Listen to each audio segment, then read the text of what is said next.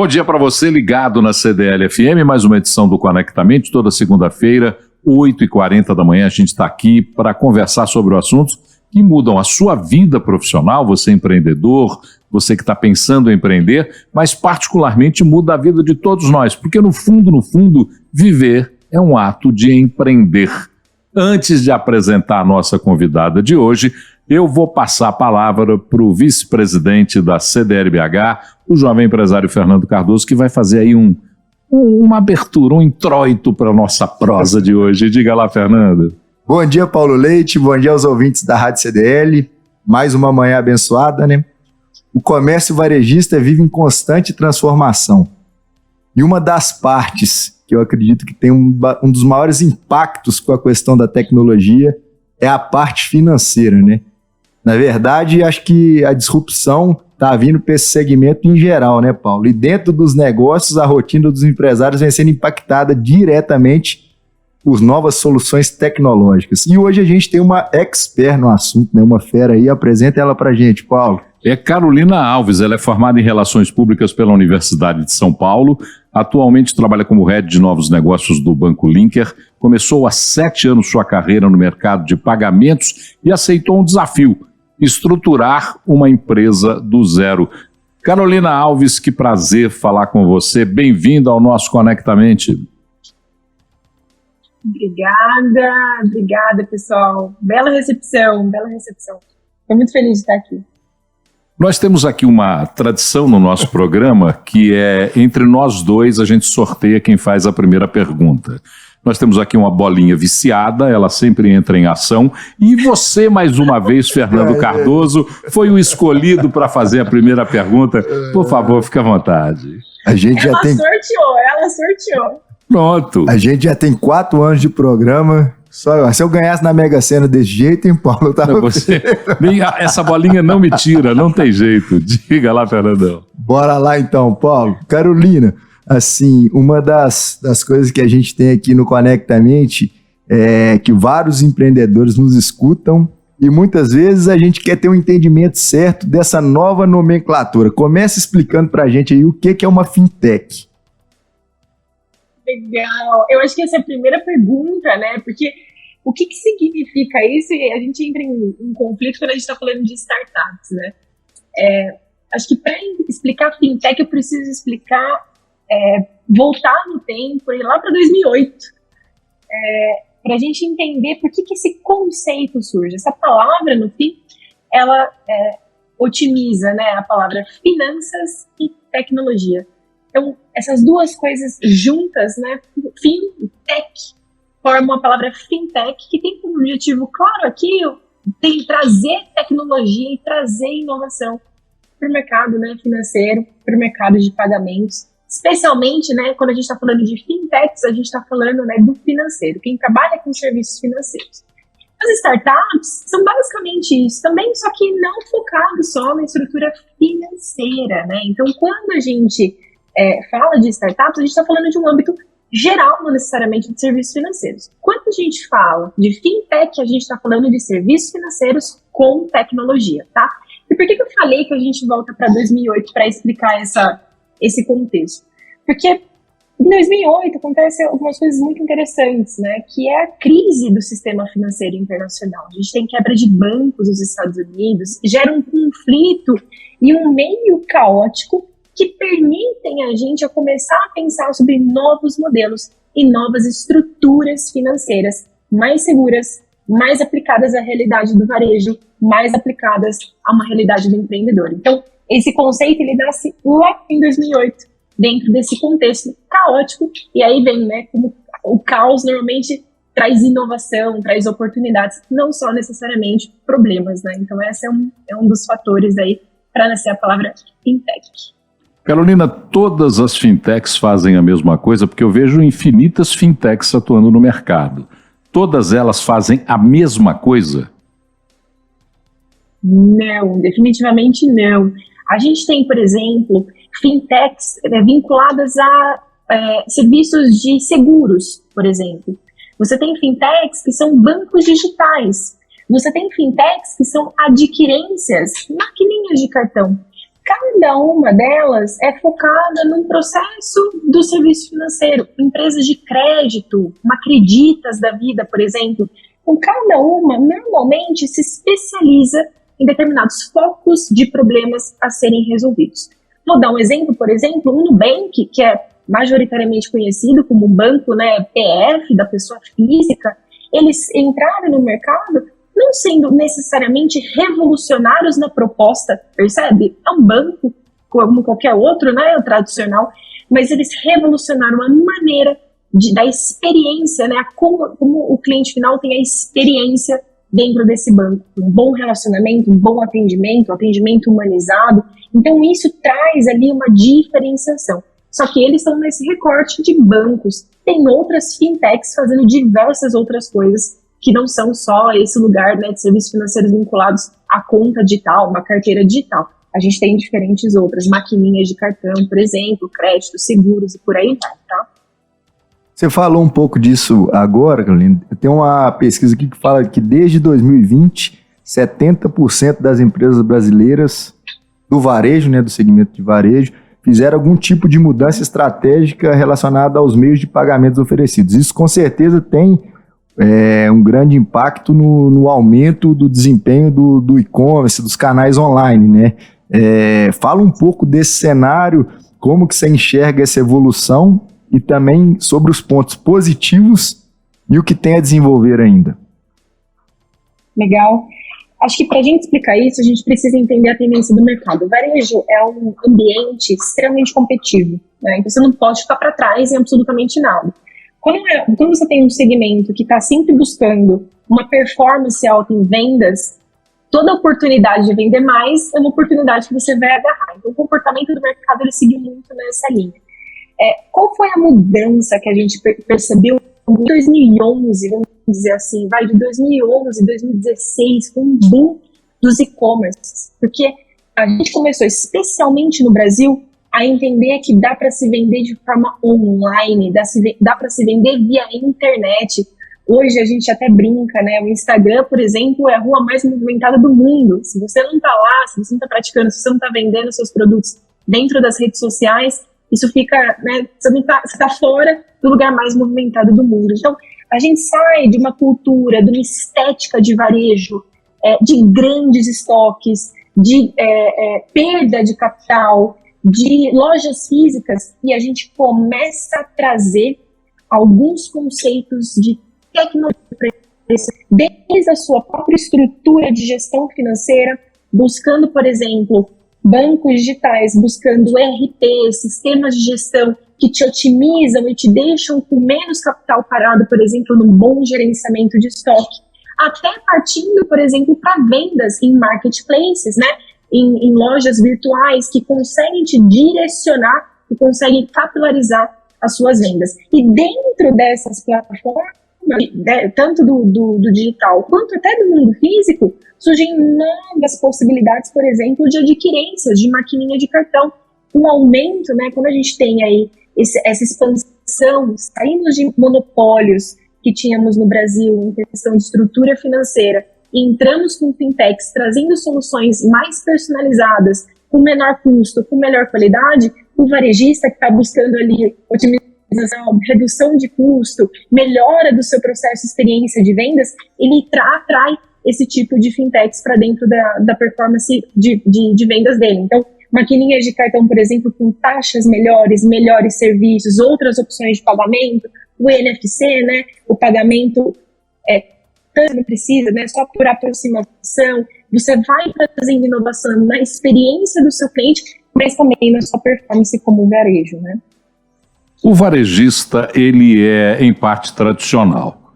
A geração do Fernando, por exemplo, agora ocupa essa posição no varejo, mas seu Davi, quando começou, jamais imaginava, o pai do Fernando é do ramo de ótica, e o seu Davi jamais imaginava que ele teria que conviver com tantas, entre aspas, modernidades nos seus negócios.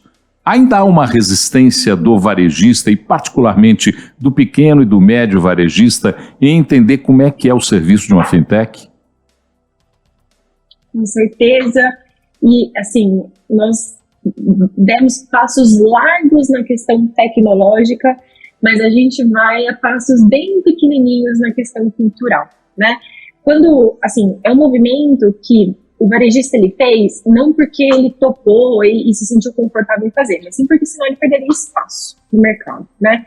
Então ele foi meio que quase a contragosto ali, porque ele tem uma persona, vamos dizer assim, um pouco mais resistente às mudanças da tecnologia.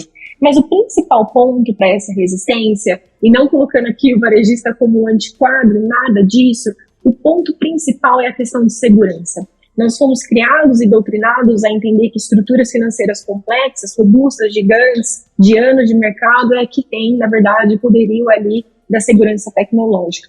Mas, na verdade, isso não é real, né? A mesma instituição que regulamenta e fiscaliza grandes instituições, que se a gente pensar em banco, a gente já lembra aí uns 3 nomes que são os que sempre vêm à nossa cabeça, dando um exemplo aqui de um recorte. Quando você fala, por exemplo, de quem os regula, que é o Banco Central, é a mesma instituição que regula as fintechs. Então, é uma questão também da ignorância, do não conhecimento, do não saber como funcionam essas operações, né? Então, cabe não só às fintechs, mas também todo o nosso ecossistema e todo o nosso governo, inclusive, a incentivar, a fomentar e, principalmente, a educar, dar esse conhecimento sobre como funciona esse mercado, né? De que forma se regulamenta. E, óbvio, hoje a internet ela está aqui também muito como contribuinte desse processo. É importante que o varejista, uma vez que ele vai escolher uma fintech a ser trabalhada, que ele pesquise sim nas redes sociais, que ele pesquise sim no site de busca, que ele pesquise sim, por exemplo, dentro do Reclame Aqui. Por que não? O varejista ele tem que usar essa insegurança para escolher as melhores opções. Olhar, ver quais são os problemas, a empresa resolveu aquele dilema, como é que ela se comporta na resolução das complexas. Entender esses pontos é fundamental para o varejista se sentir mais seguro e aí sim conseguir fazer essa transformação de uma forma mais confiável. Ô Carol, se me der licença, eu vou falar, Carol. O mineiro come as palavras, né, Paulo? Aí já diminuiu. Já criamos um tiquinho. Não tem jeito. Já cria intimidade. Você come um pão de queijo aqui, toma um cafezinho com a gente. Mas você falou uma coisa bem legal, Carol. Sempre eu cito isso, acho que no final das contas, toda empresa ela tem 3 indicadores finais que ela busca, né? Ou melhorar a lucratividade, ou aumentar o faturamento, ou reduzir os custos, né? Eu acho que o Paulo pontuou muito bem, o varejo brasileiro precisa passar por uma mudança de cultura, uma evolução, né? Tem muita gente antenada, mas tem muita gente que precisa de evoluir, como também isso acontece no mercado financeiro.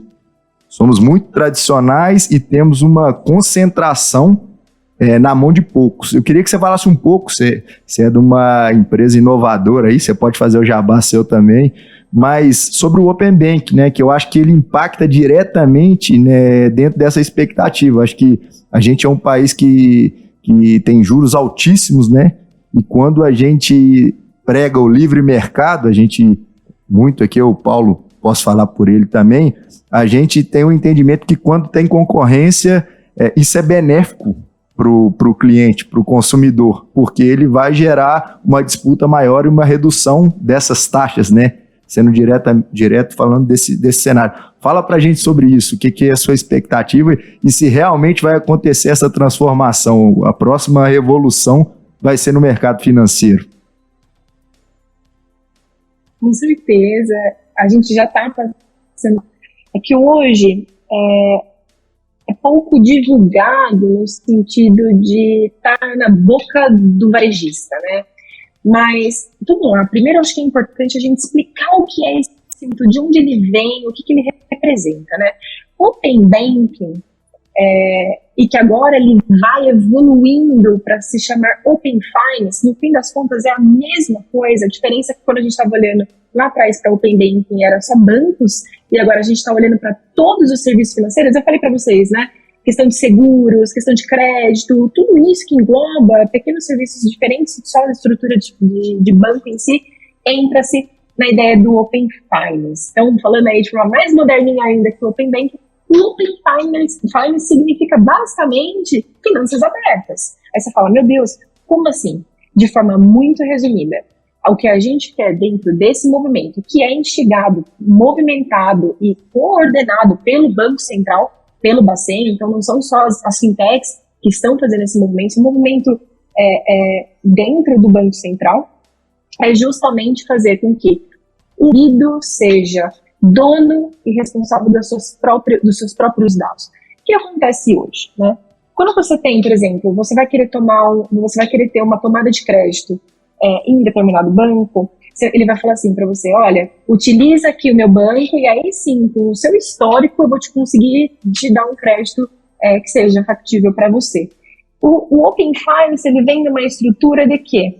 Não é o banco responsável pelos seus dados e ele não compartilha com outras empresas. Justamente ao contrário, você é responsável pelos seus dados, seus transacionais, e você compartilha com quais empresas você acha que faz sentido e que deseja para conseguir melhores condições. Isso no lado da experiência do cliente. Do outro lado, quando a gente fala aqui, né, o que significa compartilhamento de dados? Significa que, com a autorização do usuário, um usuário, por exemplo, que tem lá dentro de uma instituição tradicional anos de performance transacional, ele pode conseguir facilmente autorizar uma fintech ou outros bancos a receber essas informações e, por conseguinte, dar melhores serviços com melhores custos para ele, né? Então, basicamente é isso, é o poderio da informação na mão do próprio indivíduo. Quando a gente fala de finanças abertas, a gente também está extrapolando para que fintechs, por exemplo, que nasceram agora ou têm aí um curto período de história, consigam receber informações e dados para conseguir ofertar melhores serviços. O que acontece hoje em dia? Você não tem um histórico dentro de uma fintech, obviamente não, porque ela é nova, e você também dentro da estrutura dela, e aí a gente começa a perder espaço de mercado. Então essa ideia, e é um ponto importante de ser falado também, não é uma ideia só brasileira, nós temos N países que atuam dessa forma, tá?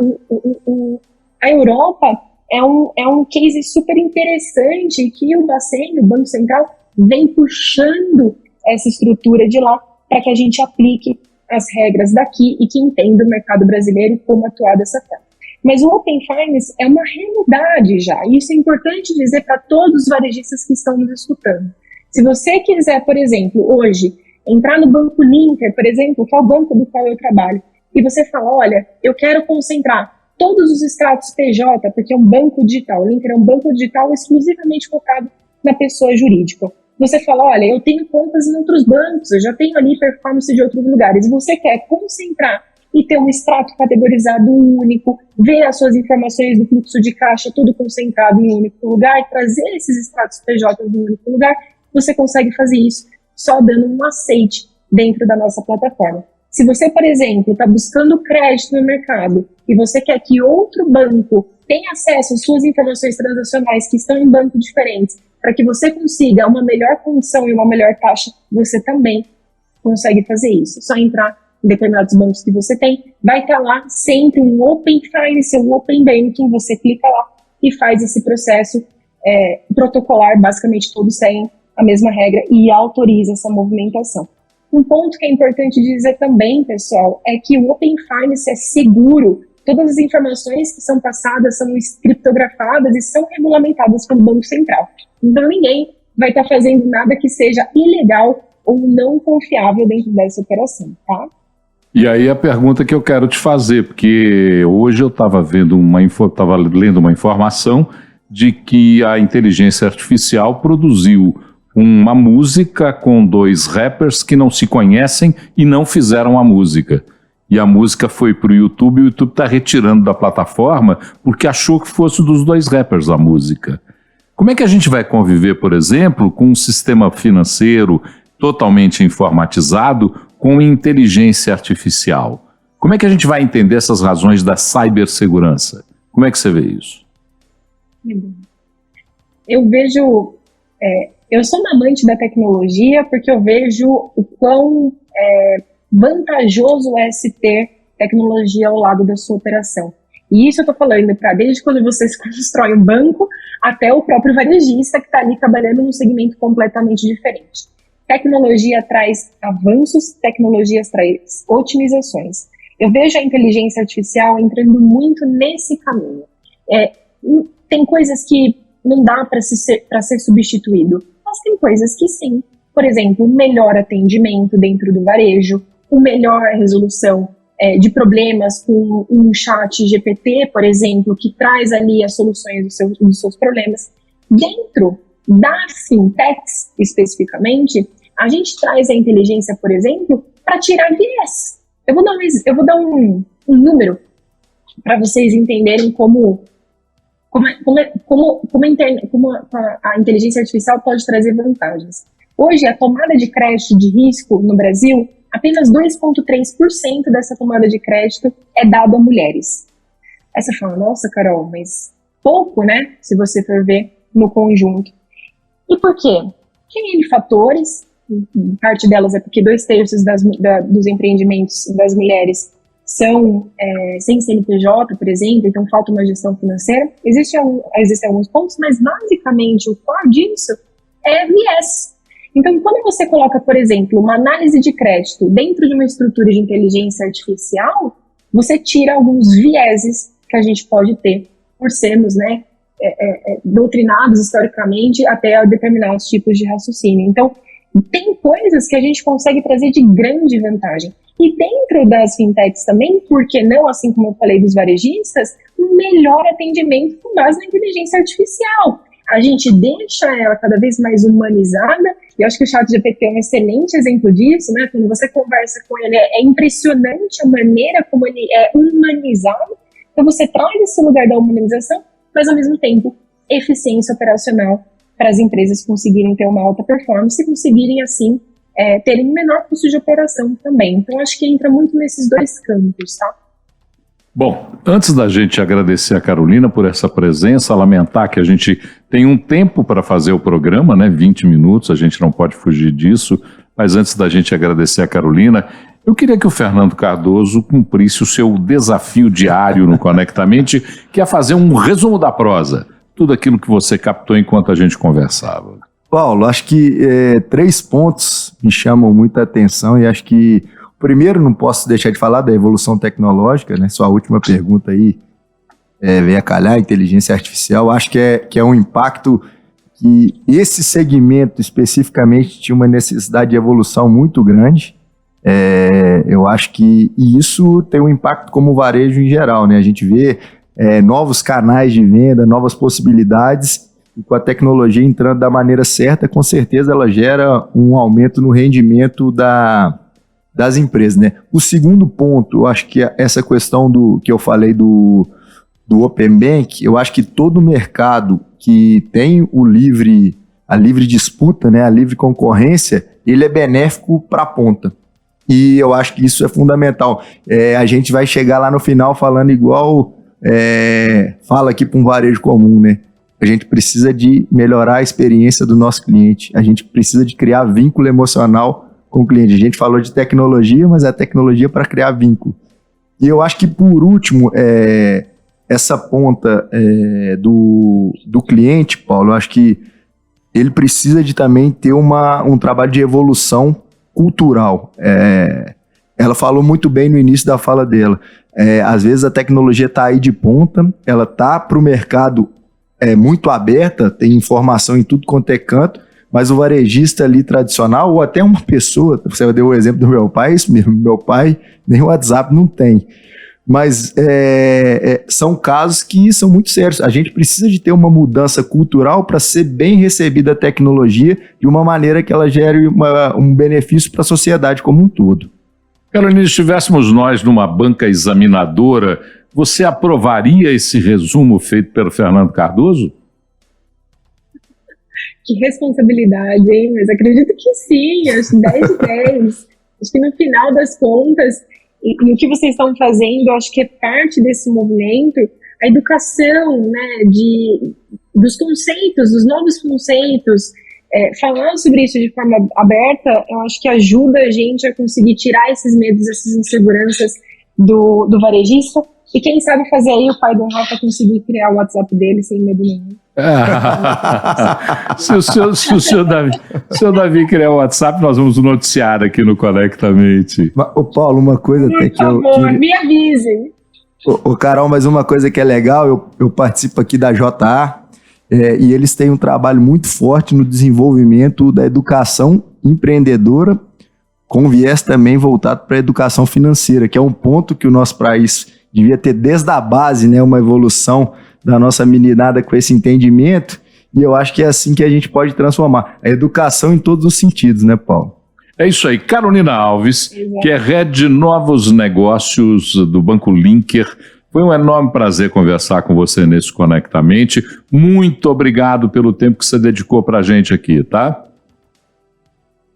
Eu que agradeço, pessoal. E quem quiser entender um pouco mais sobre conta digital PJ, a gente tem um processo de educação financeira na prática, que é mostrar como funciona o fluxo de caixa, mostrar como funcionam as habilidades ali na nota fiscal, tudo inserido num lugar só. Só abre conta com a gente, vai ser um prazer atendê-los. Tá aí o convite para você só abrir sua conta lá no Banco Linker. Carolina, muito obrigado. Fernando, muito obrigado. Para você que está nos acompanhando, nós terminamos aqui essa edição do Conectamente, mas o áudio na íntegra vai estar disponível nos servidores de podcast para você ouvir quantas vezes quiser. Quer mandar crítica, sugestão, opinião, falar bem, falar mal da gente? Fique à vontade. conectamente@cdlbh.com.br. Segunda-feira que vem, com certeza, nós estamos de volta e até lá.